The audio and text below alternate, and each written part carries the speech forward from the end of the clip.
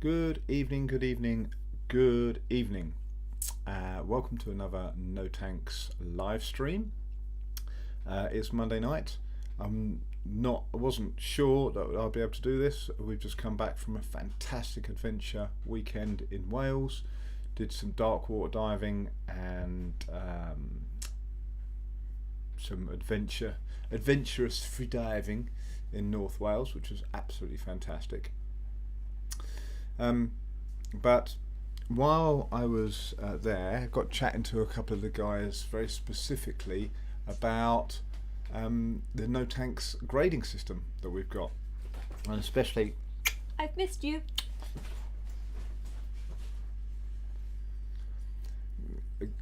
Kiri's just come home. And also we've been working with a guy in America about working on our app, which is fantastic, very exciting. And again, the gradings came up in conversation, and so I thought it would be quite nice to go through how we have differentiated knowledge and awareness from performance. It's very, very easy to go down the route of, oh, you've done this performance, have a performance, have a badge, have a certificate. But it's quite important to understand the difference between somebody just able to do dive a performance and somebody to understand diving and a performance. And pretty much all mature sports have gone through this process at some point and have separated, say, knowledge and awareness from the actual performance. And I would say, if you're going to learn to freedive, would you rather have somebody teaching you who can or has in the past held their breath for say 4 minutes or a certain amount of time, whatever time is, or would you like the person to teach you to be able to see the tension in you and is willing to point it out to you? And that's the difference between being able to do it and being able to tell somebody or help somebody. Being able to do it and being able to help somebody to do it. And for a progression point of view, we've always said that knowledge, honesty and awareness are the key points to progression, and we really felt we should carry this through to our gradings. So that's what we did. So we got a very simple grading system. We have just 4 colours, and actually I kind of stole it from jiu-jitsu. I'll explain later the history of the colours, but we'll start with just, we have 4 colours. So yellow, and if you come to a pool session you'll see they wear a yellow rash vest or a yellow arm on a rash vest, very much like no-gi jiu-jitsu, and that means they're a newbie. They've passed the basic, or they've not passed, they've been through the basic course, they've attended a safety course and a basic course. And we have blue, who are intermediates, and they have a knowledge of what to do. Then we have reds, who are seniors who have a knowledge of how to do things, and a coach who has a knowledge of why we do things. So the idea being, in a pool session, if you don't wear a rash vest, obviously you've not joined the club, you haven't done the foundation course. But when you've joined the club and done the foundation course, you get your yellow rash vest, and you're under supervision. So it might be your first pool session, so you do not know what any of the exercises are. So the idea is you're meant to be able to turn to your right, and there's the next lane would be predominantly blue members, and you can say, what are we meant to be doing? And the blues have a knowledge of what to do, and they'll say, oh, in this exercise you're meant to be swimming a length, playing torpedo, whatever it is. But at blues, they just know what to do. They don't really know how do we go fast on this? Do we go slow on this? And so they turn to their right, where there's a lane where it's predominantly seniors, and the seniors will have a knowledge of how to do the things. So, in this exercise, you want to start slowing it down. That's what makes it harder. That's what tweaks this exercise is to go slow, or tweak this exercise, you go fast. And they don't maybe not know why the exercise is built like that, so they should be turning to the coach, or after the exercise, after the session, say, why do we do it like this? Why do we not do it like this? And the coach will say, because we do it slow for safety, or we do it for this or that. Okay, so that's the structure in the pool sessions. And how does this kind of relate to personal roles, as it were? So in open water, again, a newbie will be yellow, and they'll be under supervision. So they'll never be in open water, for sake of argument, without somebody there to supervise, tell them what to do, buddy them up, etc. In an intermediate, a blue means they're safe and aware, which means they're not, we shy away from saying, okay, you are now qualified safety because you've done a rescue from, say, 10 meters, because that rescue could be really specific, could be in beautiful blue waters, could be in a deep pool, and it could have been 3 years ago. Could have been 3 years ago that they did a rescue in a deep pool, and you sign them and they get signed off.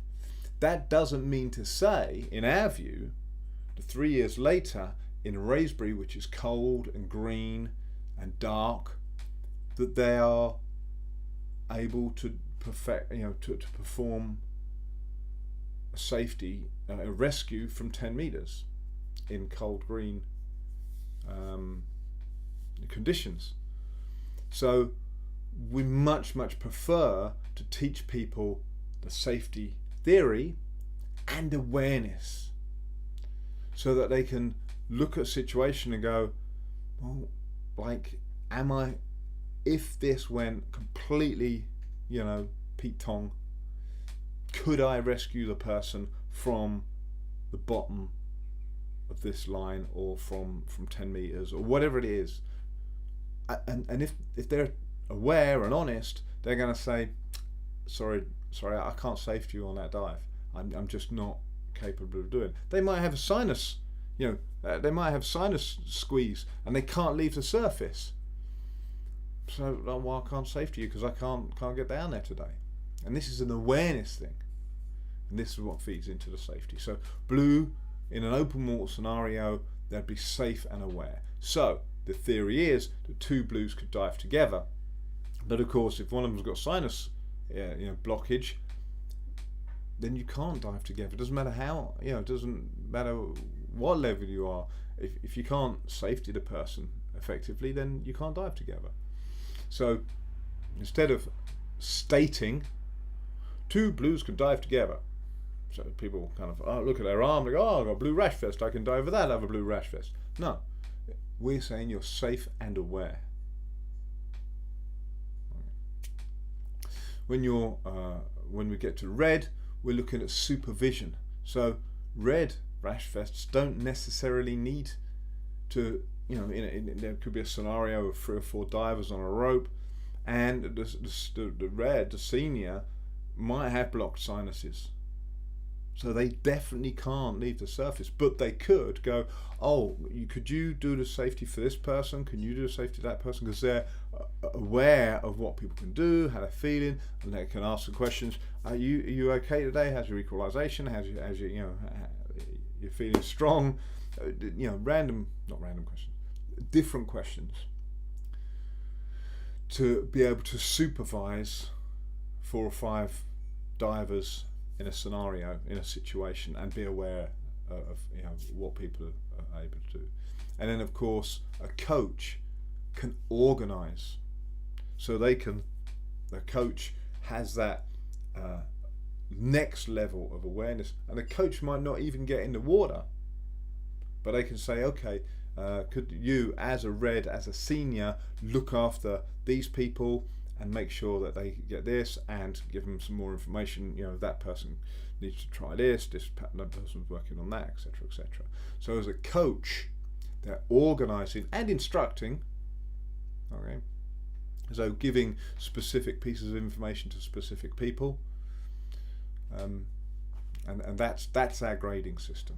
That's our grading system, and we really feel it means something. It's not there's no time limits on it. It's not a matter of, if you dive this many times, then you will become blue. If you dive this many times, you become red. That's not how it kind of works. It's much more pertinent to the individual, and we also have we don't put into any pressure on people to go up. If you're blue, you can stay blue and dive for the rest of your life. You may not want to start supervising, right? You may not want to coach or teach, and I have for a long time I've kind of felt that there are other systems that really kind of almost railroad people into, oh, well, you've done that course, you could do this course. Oh, once you've done that course, you could do this course. And very quickly you get into the point of, well, if you've done that course, you should do your instructor course. They might not want to instruct. They might want to just be safe with their buddy, with their partner, or with their group of friends. And that's fine. If their group of friends are all blue and they all can dive together, that's absolutely fine. Get out there and dive. You don't need to want to teach. So again, really separating past performances away from knowledge, honesty, and awareness, and that's our grading system, and we really feel that we are giving people much more information about themselves. So if somebody turns up anywhere in the world, they turn up and they say, I'm a no tanks blue, the person they're telling has a concept of what this person's doing or what this person's done. We do set minimums, by the way. We do set minimums. So to be blue, you have to do, say, I think it's something like 50 sessions, and red, it's about 100 sessions, because we really feel having done 50 hours in the water, so that's a year or so with no tanks, 50 sessions, that's 100 hours of freediving in a group, really does give you a solid basis for understanding what you how you react to different situations. I really feel that if you've done 2-3 sessions, you could have been ill for those 3 sessions, and then you have no idea what your how you react if you're not ill, or the other way around, that you could be completely really not, like, really on it, really healthy and fit, etc., for those 3 sessions, especially if they're done over a small period, or weekend, or 3 days, and then the next week you got a slight cold. How does that slight cold affect you? And you have no way of knowing in that small period of time. But we feel if you do 50 sessions, which generally would be a year long, you've been in a variety of situations, a variety of buddies, a variety of exercises. So to go from yellow to blue, it's usually, it's a minimum of 50 sessions. And then to go from blue to red, it's 100 sessions. A coach, we don't put a limit on that, but it's usually people have been training for at least 3 years before they can start effectively being a coach, usually. Although somebody who's sensible and aware of the safety systems is capable of running a safe session. Obviously the knowledge is kind of not there if they haven't done those sessions, but we respect the fact that somebody is sensible. For instance, I'll give you an idea. We had one of our coaches. She wasn't going to do 50-meter dives, but she was one of our senior coaches, and people, well, how can you make her a senior instructor or a senior coach without her doing a 50-meter dive or a 40-meter dive? And we said, well, she teaches she teaches assistants and teachers to deal with kids with special needs. So her awareness of how people learn and how people react was so far advanced of anybody else in the club. You go, I want that person's knowledge to be put into our club. So she became a coach, and quite often took sessions that would really be quite difficult for other people to take, but with her specialist knowledge, she loved it. The people taking in sessions loved it, and we really feel that can be reflected in that coach role.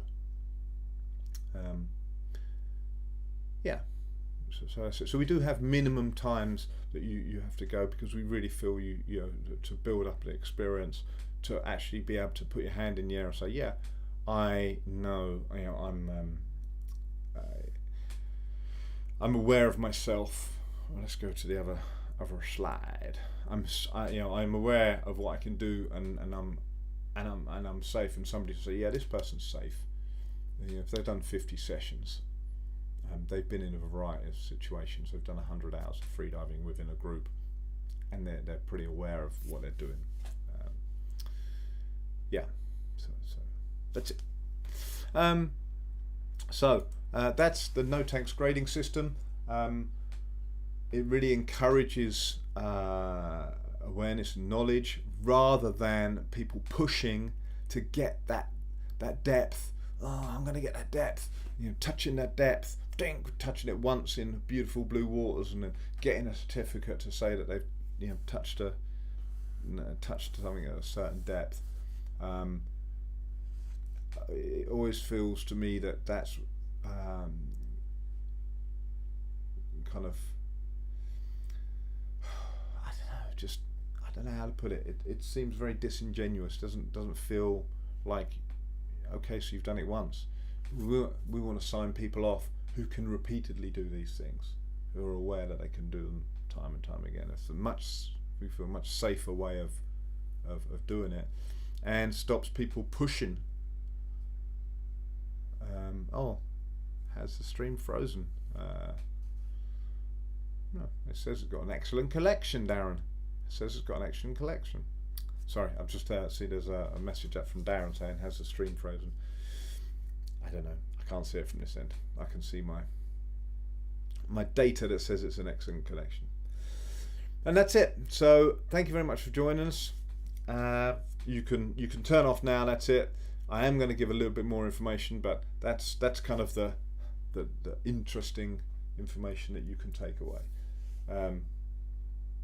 What I was going to say, and this goes out to a couple of the guys who have kind of doing BJJ and freediving, that when we first started, we actually had let me get this. So we actually had 8 belts, colours. So we had white and yellow, light blue, dark blue, red and purple, brown and black. Because when we first started grading people, we were still in that mindset that you have to have some sort of performance in there. So we had white was just somebody who was under supervision, joined the club, but then yellow was for somebody who had done the performance requirements, and then the light blue, dark blue was exactly the same. You know, you get to that kind of safe awareness level. With performance requirements got you to dark blue, then purple and red, and then brown and black, and I'm upset that when we went, no, if we can do this, if it's possible and we can do this, we've got to get rid of the performance requirements, because then people will still see I failed because I haven't done the performance requirements. Which no, you're safe, you enjoyed it, you're showing people, how to do these things. You haven't failed at all. And I'm upset that we went with yellow instead of the white and the red instead of the purple. But that's it. So that's how it's linked to jiu-jitsu. For those who don't know jiu-jitsu, you have white, blue, purple, brown and black. And we got rid of the brown because nobody wants a brown rash vest. But we have got the purple still. We had some purples left over right at the beginning, and somebody said, why don't you give them out to people who do something special? So we do. We have purple rash vest. Every Christmas party we give out purple rashie to Diver of the Year. Phil Snowden won a purple rash vest for doing 7 no tank sessions in a row, which I'm working out how many we can do this year. So when all the pools are up, you can do a Raisbury session on the Saturday, then a Marshall Street on Sunday, then Colchester on Monday, all the way through, and then start again. But so I think you can do 10 in a row without missing a session, and without doubling up. So when I work that out, if anybody fancies the challenge, it will be quite fun to try and get somebody to do that. Yeah, so there's some purple rash vests have gone out for Diver of the Year or special things. I think Lucelle got hers for coming 7th in the World Championships. Yeah. Well, so this is truly, thank you very much for joining us. I've given you a bit of background about No Tank's history, as well as the reasons of how we do our gradings. If you want any more information, please message me and I can send some stuff over. Look forward to putting out the video from this week in Wales, and we will see you later. Bye bye.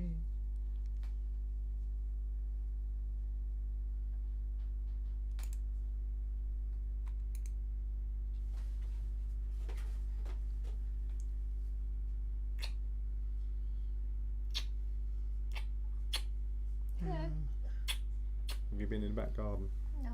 Oh, I added to your flowers with some neoprene hangings. Look. Oh no. Oh no, did that go on? Yeah.